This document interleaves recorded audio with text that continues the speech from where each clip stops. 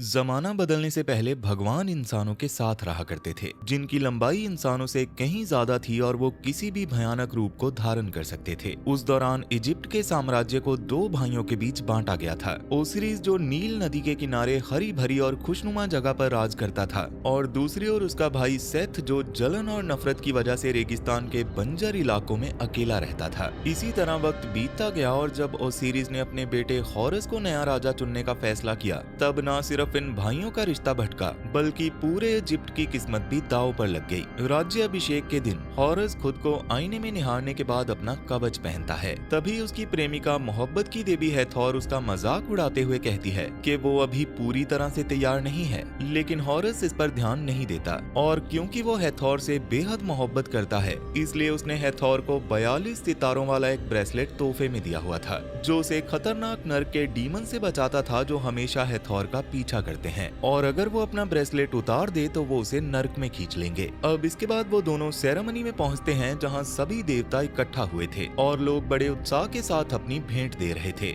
उस दौरान ओसिरिस वहां मौजूद भक्तों से कहता है कि सभी बराबर हैं, चाहे उनका चढ़ावा छोटा हो या फिर बड़ा, क्योंकि मरने के बाद सबको बराबरी का ही स्थान मिलेगा। इसी बीच वो अपने बेटे और हवा के देवता हॉरस को बुलाता है ताकि उसे इजिप्ट का अगला शासक घोषित किया जा सके। हालांकि इस समारोह में तब खलल पड़ता है जब भीड़ के बीच से अचानक राजा का भाई सेथ सामने आता है। वो क्राउन के लिए ओसिरिस को युद्ध की चुनौती देता है और सबके सामने अपने भाई के पेट में खंजर घोंपकर उसे मौत के घाट उतार देता है। अब ओसिरिस की मौत के बाद सेथ खुद को नया राजा घोषित करता है और आफ्टर लाइफ के नियम बदलने का ऐलान करता है, जिसके मुताबिक अब वहाँ जगह पाने के लिए भारी चढ़ावा देना लाजमी होगा। उस दौरान अपने पिता को अपनी ही बाहों में दम तोड़ता देख हॉरस तुरंत हथियार उठाता है और अपने चाचा से बदला लेने के लिए उन पर हमला कर देता है।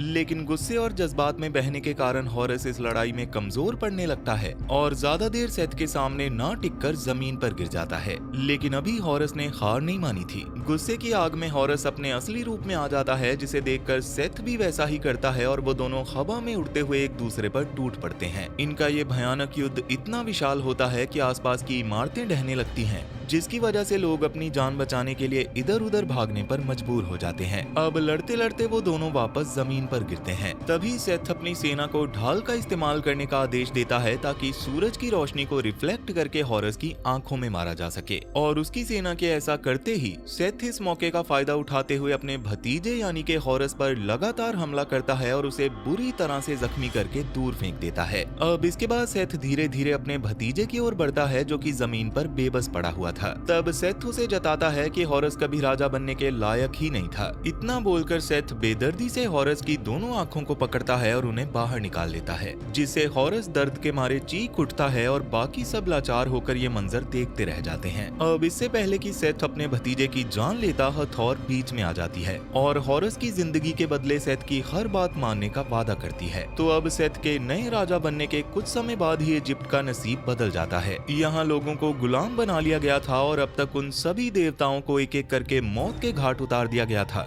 जिन्होंने उसके खिलाफ आवाज उठाई थी। पर इसी बीच बेक नाम का एक नौजवान गुलामी की जंजीरों को ठुकराकर अपने मालिकों के चंगुल से भागने में कामयाब हो जाता है। वो शहर की ओर निकल पड़ता है और उस महल के सामने पहुंचता है जहां उसकी प्रेमिका जाया को सेथ के मुखिया आर्किटेक्ट ने बंदी बनाकर अपना गुलाम बना रखा था। अब जब जाया का मालिक वहां से जाता है, तब बेक अचानक उसके कमरे में उसके सामने आकर उसे वहां से भगा ले जाने की तरकीब बनाता है। मगर जाया उसे समझाती है कि सिर्फ भागने से कुछ नहीं होगा, क्योंकि पूरा देश इस वक्त तकलीफ में है।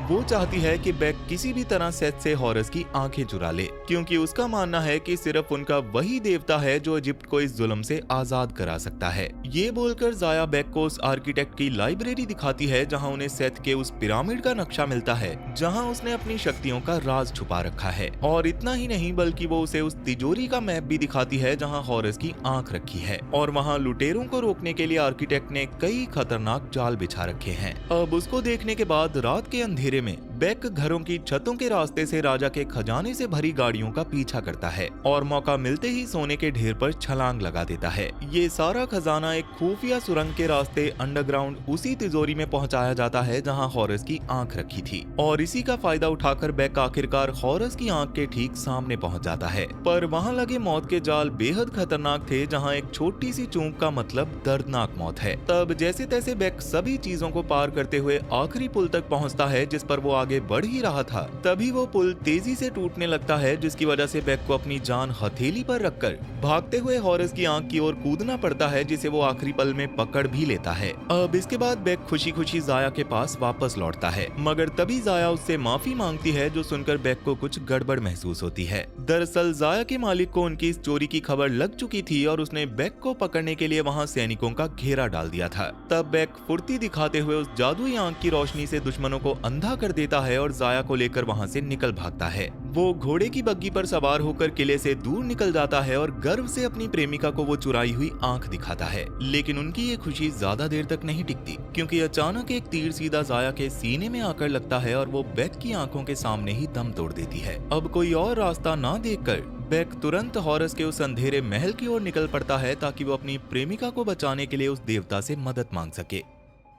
उस दौरान हॉरस को अपने पास उस जादुई आंख की मौजूदगी का एहसास होता है और वो फौरन बेक से अपनी आंख वापस मांगता है, मगर बेक शर्त रखता है कि जब तक जाया को दोबारा जिंदा नहीं किया जाएगा वो आंख वापस नहीं करेगा। तब बेबसी में हॉरस उस लड़की के शरीर पर कुछ मंत्र पढ़ना शुरू कर देता है, जिससे मौत का देवता वहां प्रकट होता है और जाया की रूह को प्रलोक ले जाता है। पर ये देखकर बेक आग बबूला हो जाता है, क्योंकि हॉरस ने जाया को बचाने की बजाय उसे मौत के हवाले कर दिया था। मगर तभी हॉरस उसे दबोच लेता है और अपनी आंख वापस ले लेता है। अब दोबारा देखने की शक्ति मिलते ही हॉरस पहले तो बेक को उसकी गुस्ताखी के लिए मौत के घाट उतारने का फैसला करता है, लेकिन जब उसे पता चलता है कि इस मामूली इंसान ने सेथ के पिरामिड का रास्ता देख रखा है तो वो रुक जाता है। हॉरस एक सौदा करता है कि अगर वो दोबारा इजिप्ट का राजा बन गया तो वो जाया को वापस ले आएगा, क्योंकि राजा होने की वजह से वो परलोक के नियम बदल सकता है और ऐसे में जाया को वापस लाना उसके लिए कोई बड़ी बात नहीं होगी। मगर राजा बनने के लिए हॉरस को अपनी दूसरी आंख को हासिल करके सेथ को हराना होगा, जो जानकर बेक उसकी मदद करने के लिए मान जाता है। इधर इसी दौरान सेथ को खबर मिलती है कि उसकी तिजोरी से आंख चुरा ली गई है। इस नाकामी के लिए वो अपने आर्किटेक्ट को जिम्मेदार ठहराता है और तुरंत अपने सबसे भरोसेमंद आदमी को उस चोर को पकड़ने के लिए भेज देता है।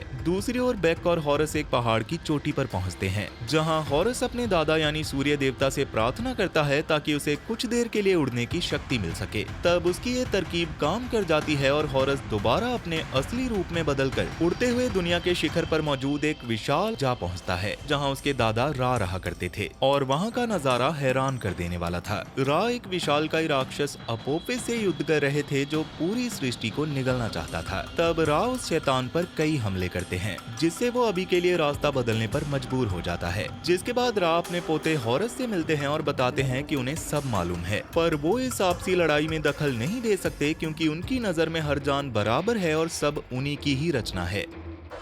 हालांकि वो हॉरस को उस जहाज से वो जादुई पानी लेने की इजाजत दे देते हैं, जो सेथ की ताकत को उस पिरामिड के अंदर खत्म कर सकता है, जहां उसकी शक्तियां कैद हैं। अब इसके बाद बेक और हॉरस दोनों वापस धरती की ओर उड़ते हैं और एक झरने के पास क्रैश लैंड करते हैं, पर उनके संभलने से पहले ही सेथ के गुंडे उन पर हमला बोल देते हैं, जिस दौरान हॉरस अपनी पूरी शक्तियां ना होने के बावजूद उनका सामना करता है और अपने भाले से एक एक करके सबका खात्मा कर देता है। हालांकि उन गुंडों में से एक सिपाही इस हमले से बच निकलता है और सीधा अपने आका यानी कि सेथ के पास पहुंचकर सेथ को उनकी लोकेशन के बारे में बताता है, और वो सेथ से इस बात का भी खुलासा करता है कि हॉरस ने उस इंसान से उसकी प्रेमिका को जिंदा करने का वादा किया है। पर ये सुनकर सेथ काफी खुश हो जाता है, क्योंकि वो जानता था कि ऐसा करना नामुमकिन है। अब इसके बाद सेथ अपनी सेना के कमांडर्स को बुलाता है और उन्हें इस बार खुद अपने भतीजे का शिकार करने और उस मामूली इंसान को भी मौत के घाट उतारने का सख्त आदेश देता है। इसी बीच हाथोर छुप छुप कर अपने प्रेमी यानी हॉरस पर नजर रख रही होती है और उसे पता चलता है कि हॉरस अब अपने पिता के मंदिर में नहीं है। पर तभी सेथ पीछे से उसे देख लेता है और उसका ये धोखा सेथ को बिल्कुल भी पसंद नहीं आता, इसलिए अब वो गुस्से में हथौर को खत्म करने के लिए उसकी ओर बढ़ता है। मगर तभी हथौर अपना ब्रेसलेट उतार देती है, जिसकी वजह से कई सारे शैतान अचानक एक पोर्टल खोलकर उसे वहां से उठा कर ले जाते हैं। अब खतरे के टलते ही हथौर दोबारा अपना ब्रेसलेट पहन लेती है और धरती पर वापस आके हॉरस की तलाश करना शुरू कर देती है, क्योंकि वो जानती है कि अब उसका आखिरी सहारा सहारा हॉरस ही है। वहीं दूसरी ओर बेक को पीछे से एक भयानक मिट्टी का तूफान आता हुआ दिखाई देता है, जो कि असल में सेथ के हंटर्स होते हैं जो अपने विशालकाय सांपों पर सवार होकर उनकी ओर बढ़ते चले आ रहे थे। पर हॉरस के पास अभी इतनी ताकत नहीं है कि वो उनका सामना कर सके, इसलिए वो दोनों फौरन वहां से भागना शुरू कर देते हैं, जिसके दौरान सांप उनका पीछा करते हुए रास्ते में आने वाली हर एक चीज को तबाह कर देते हैं और उनके करीब पहुंचकर आग उगलना शुरू कर देते हैं,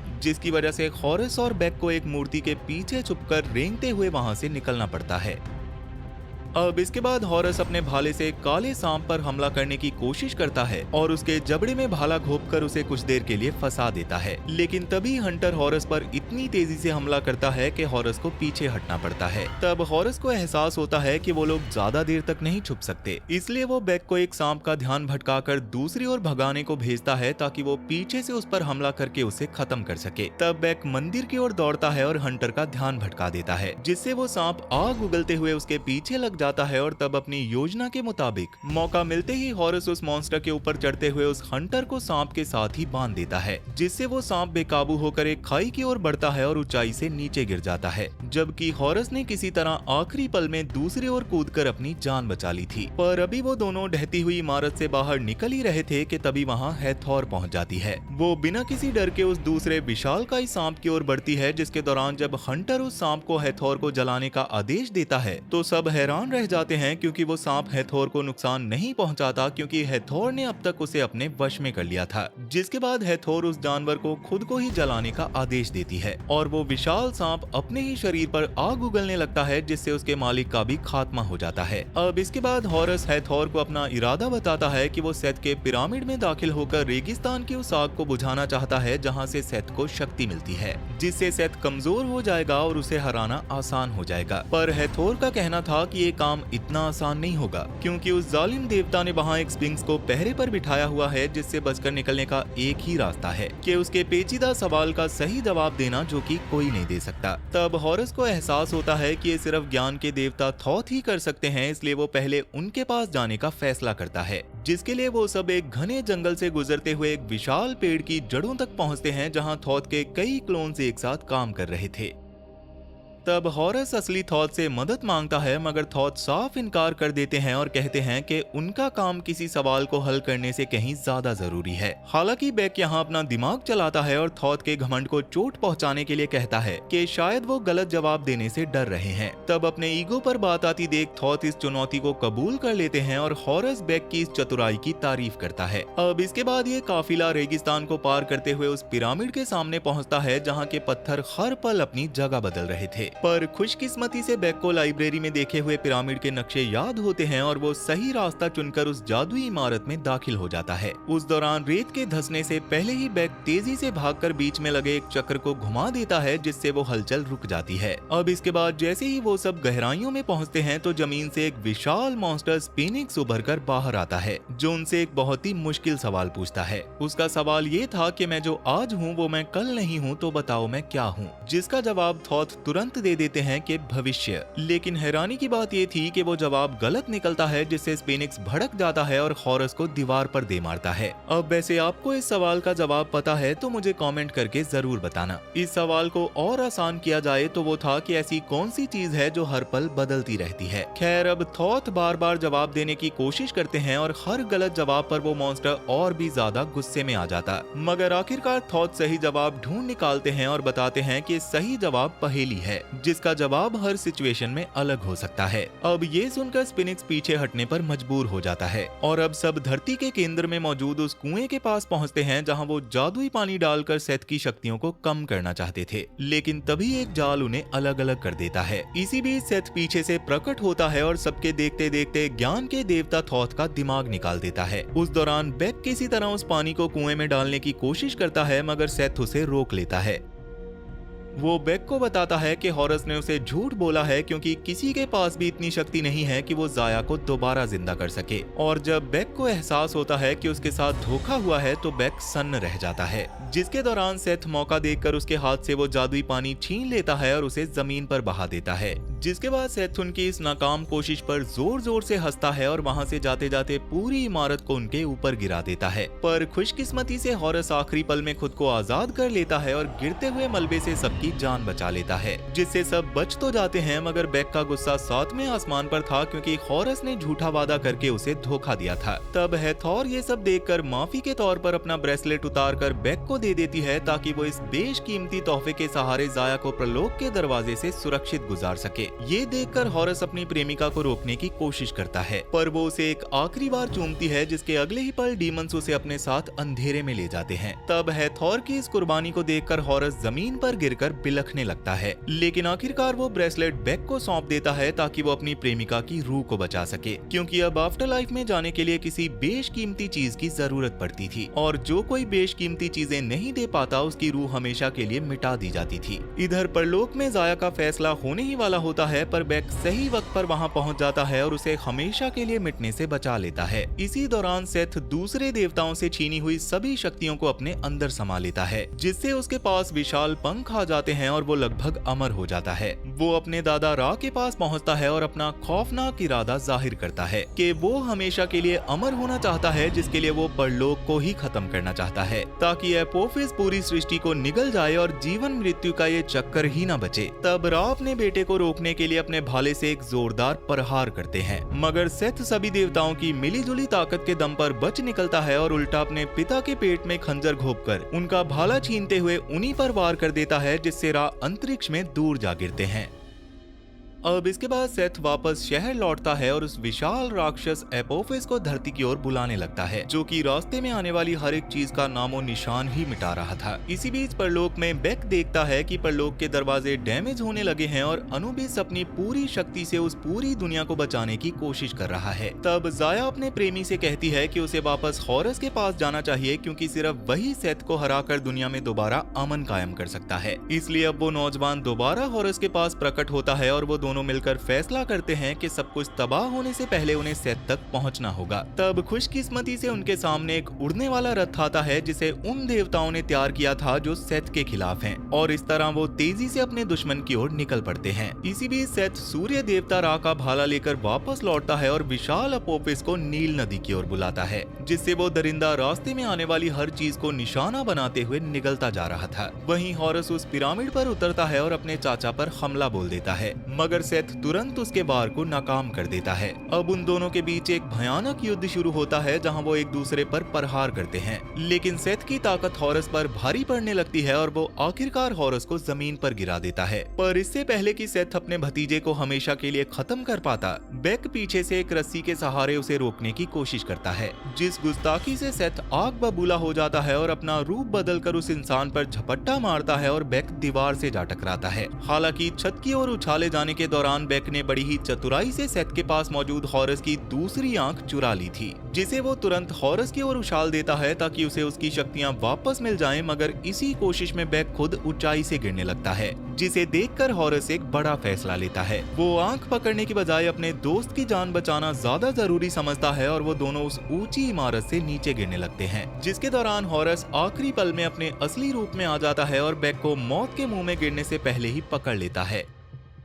बेक ये देखकर दंग रह जाता है कि बिना आग के भी हॉरस ने अपनी शक्तियां दोबारा हासिल कर ली हैं। तब हॉरस को ये एहसास होता है कि वो आंख ना होने की वजह से कमजोर नहीं था, बल्कि इसलिए था क्योंकि उसका दिल सही जगह पर नहीं था। अब एक नई ऊर्जा के साथ हॉरस उड़ते हुए सेथ की ओर बढ़ता है और दोनों देवता एक बार फिर से हवा में एक दूसरे से भिड़ जाते हैं। सेथ रा का भाला लेकर हॉरस पर टूट पड़ता है, मगर वो उस पर एक भी निशाना नहीं लगा पाता, जिसके बाद वो दोनों एक विशाल इमारत के अंदर दाखिल होकर एक दूसरे से भिड़ने लगते हैं, जिसकी वजह से वो पूरी इमारत तहस नहस होने लगता है। इसी बीच हॉरस पीछे से एक जोरदार हमला करता है और सेथ को दीवार पे दे मारता है। वो सेथ के पंख उखाड़ देता है, जिसकी वजह से इमारत गिरने के साथ साथ सेथ भी सीधा जमीन पर आ गिरता है, और जब धूल बैठती है तो सेथ बुरी तरह से जख्मी हालत में मिलता है। तब हॉरस उसके पास पहुंचता है और रा के भाले से उसका काम तमाम कर देता है। तो अब सेथ के खात्मे के बाद हॉरस अंतरिक्ष में तैर रहे अपने दादा रा के पास पहुंचता है और उन्हें उनका भाला सौंप कर उनकी शक्तियां वापस लौटा देता है। है। तब रा तुरंत उस भयानक राक्षस एपोफिस पर हमलों की बौछार कर देते हैं, जिससे मजबूर होकर वो दरिंदा धरती का पीछा छोड़कर दूर भाग जाता है। अब इसके बाद हॉरस वापस शहर लौटता है, जहाँ उसका एक भक्त उसे उसकी दूसरी आंख लाकर देता है, जिसे पाकर वो दोबारा अपने पूरे रूप में आ जाता है। जिसके बाद वो दौड़कर बेक के पास पहुंचता है, पर अफसोस की बात ये थी कि वो नौजवान अपने जख्मों की वजह से अब तक दम तोड़ चुका था। तब हॉरस बेक के शरीर को जाया के शरीर के पास लेकर जाता है और दोनों को एक साथ लेटा देता है, ताकि वो दोनों सुकून से रुखसत हो सके। लेकिन तभी वहाँ पर रा प्रकट होते हैं और अपने पोते का शुक्रिया अदा करने के लिए उसकी ख्वाहिश पूछते हैं। और इस समय हॉरस कुछ भी मांग सकता था, मगर हॉरस ये सुनकर उन दोनों प्रेमियों को दोबारा जिंदा करने की मांग करता है और रा उसकी ये ख्वाहिश पूरी कर देते हैं। अब बेक और जाया जैसे ही होश में आते हैं, वो एक दूसरे के गले लग जाते हैं, जिसके अगले दिन आखिरकार हॉरस का राज्याभिषेक होता है और वो इजिप्ट का नया राजा बनता है। वो परलोक के पुराने नियम बदल देता है और ऐलान करता है कि अब किसी का फैसला उसके खजाने से नहीं, बल्कि उसके जीते जी किए गए नेक कर्मों से होगा। अब इसके बाद बेक हॉरस को हैथोर का वो ब्रेसलेट वापस करता है, जिसे देखकर हॉरस बिना वक्त गवाए अपने असली रूप में बदलता है और हवा से बातें करते हुए अपनी प्रेमिका को बचाने के लिए निकल पड़ता है, ताकि वो दोनों हमेशा के लिए एक हो सकें। हॉरस ने न सिर्फ अपने चाचा सेथ को हराकर इजिप्ट का अमन कायम किया था, बल्कि रा की मदद से बेक और जाया को एक नई जिंदगी भी दी थी। अब इसके बाद हॉरस अपनी प्रेमिका हैथोर को ढूंढने निकल जाता है और अब से इजिप्ट में सदियों तक इंसान और देवता एक साथ मिलकर खुशहाली से रहने वाले थे। लेकिन जहां इजिप्ट के लोग अपने देवताओं की इज्जत कर रहे थे, वहीं समंदर की दूसरी ओर ग्रीक मैथोलॉजी की दुनिया में इंसान अब देवताओं के खिलाफ बगावत का परचम लहरा चुके थे। जब लोगों ने ओलंपस की पूजा करनी बंद कर दी, तब गुस्से में आकर ज़्यूस और हेडिस ने इंसानियत को खत्म करने के लिए एक भयानक साजिश रची, मगर वो नहीं जानते थे कि उनकी इस कोशिश को रोकने के लिए एक बच्चा जन्म ले चुका है। वो मछली पकड़ने वाले एक साधारण मछुआरे को एक ताबूत में एक रानी की लाश के साथ मिला था, और ये कोई मामूली बच्चा नहीं था, बल्कि उसकी रगों में भी देवताओं के राजा ज़्यूस का ही खून दौड़ रहा था और अब दुनिया को बचाने की पूरी जिम्मेदारी उसके ही कंधों पर थी। पर क्या वो दुनिया को बचा पाएगा? ये नहीं देखा तो समझो कुछ नहीं देखा। इसलिए जल्दी से स्क्रीन पर दिख रही राइट वाली वीडियो पर क्लिक करो और देखो देवताओं की ये बेहतरीन कहानी। और अगर कुछ और देखना चाहते हो तो लेफ्ट वाली वीडियो पर क्लिक कर लो। तब तक मैं चला आपके लिए ऐसी ही एक और वीडियो बनाने। सो बाय बाय।